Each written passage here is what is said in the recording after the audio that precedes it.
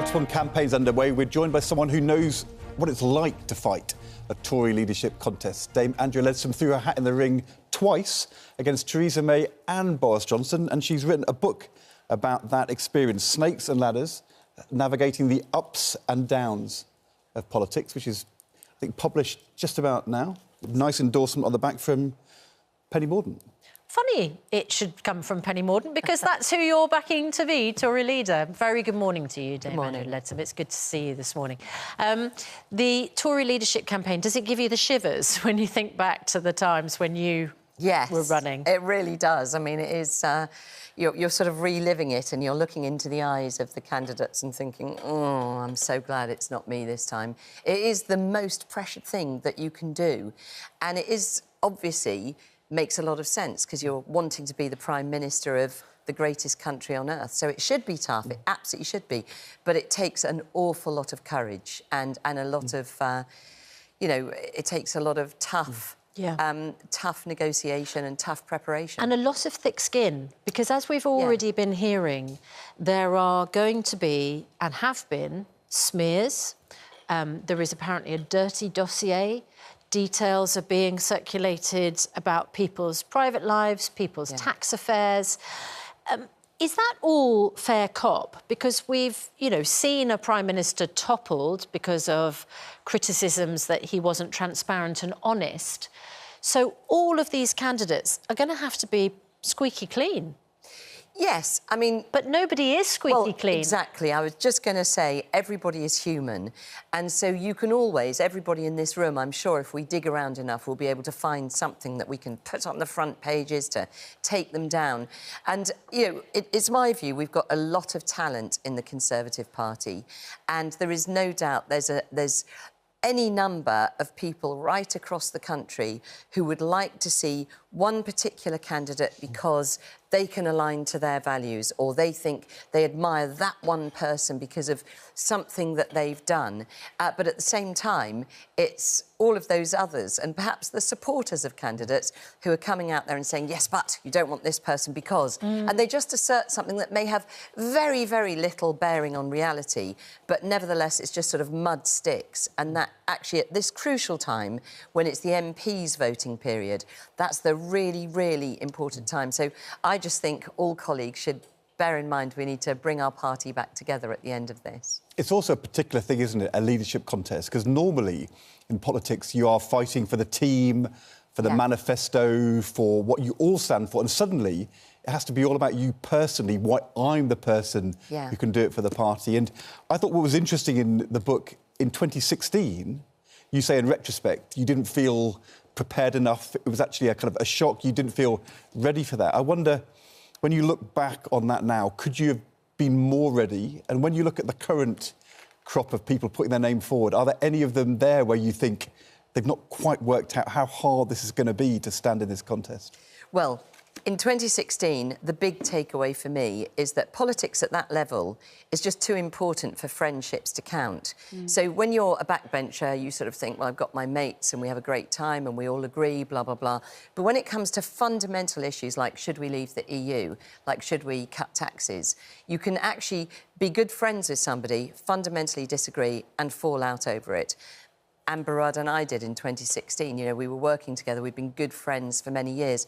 We've since made friends again. But politics at the top level, you have very, very real sense of betrayal and a friendship that you thought you had that doesn't exist anymore. But that's quite right, because when you're acting in the interest of the country, it's too important to say, oh, well, I'll just go with you because you're my friend. You've got to do what you think is in the national interest. So definitely very important to be very, very prepared for all of that. And certainly, yes, there are some candidates I just sort of think, well, great person, but it's too early for them. One of the problems, I think, post the referendum, post David Cameron standing down, is that we had then I mean, you stood against Theresa May. You were a Brexiteer. Theresa May was a Remainer.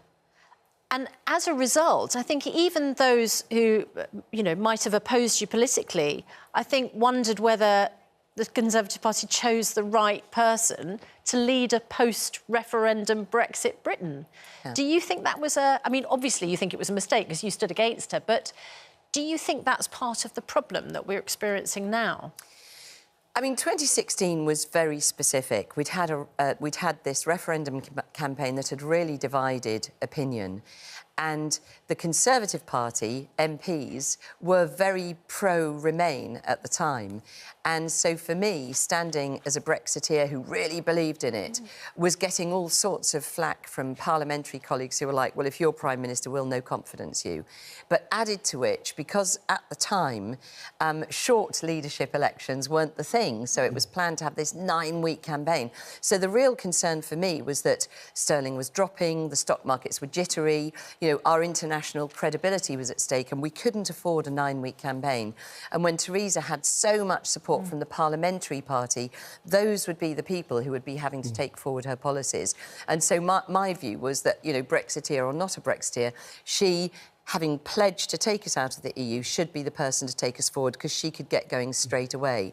So I also think that the acting in the national interest, looking at what's right for the country, is very important for every candidate who puts themselves forward. Do you think a Brexiteer should win this time, rather than someone who originally backed Remain?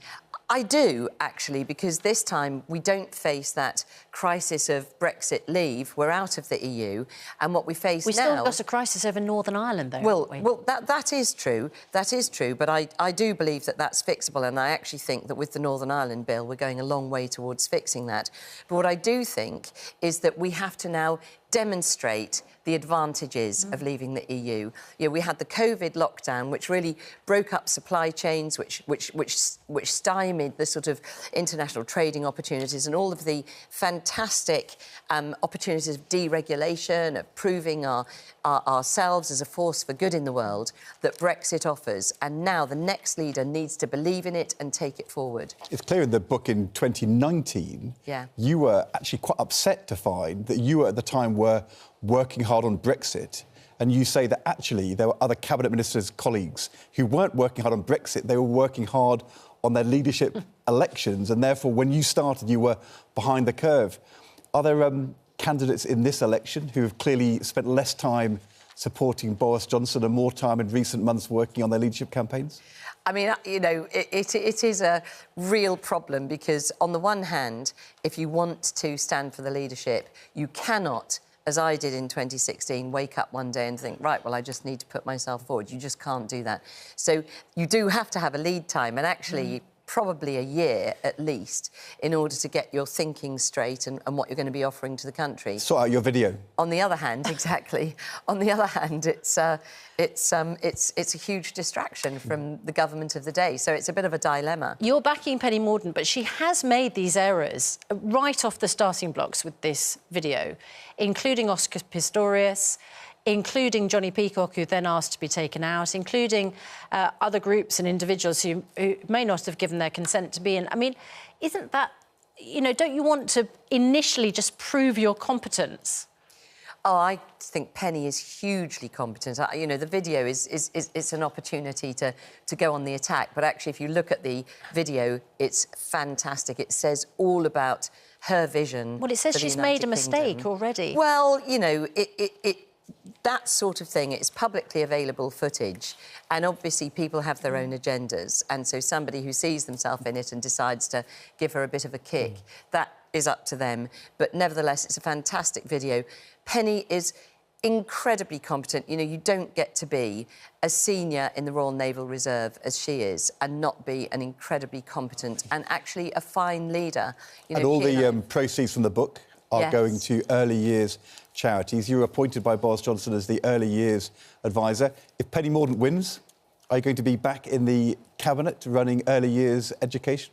Well, I think one of the great possibilities for any new Prime Minister is they get to decide who's in their government, and that is entirely up to them. No promises made yet, no deals done? Absolutely not. But I would say that, you know, to me, that is the great legacy of Boris, is that will change the world for our society, because supporting in the earliest years will actually create generations of secure children who will go on to be happier adults. So although the abolition of Sure Start was like a big error of his predecessor. It was never abolished, Ed. Wow. No, absolutely not. There are still 3,000 Sure Starts in England, and what the family hubs will do is to build on those Sure Starts. And Dame Tessa Jowell and I worked on that over many years. All right. It had her endorsement. Dame Andrea Leadsom, thanks very Thank much you. indeed for joining us.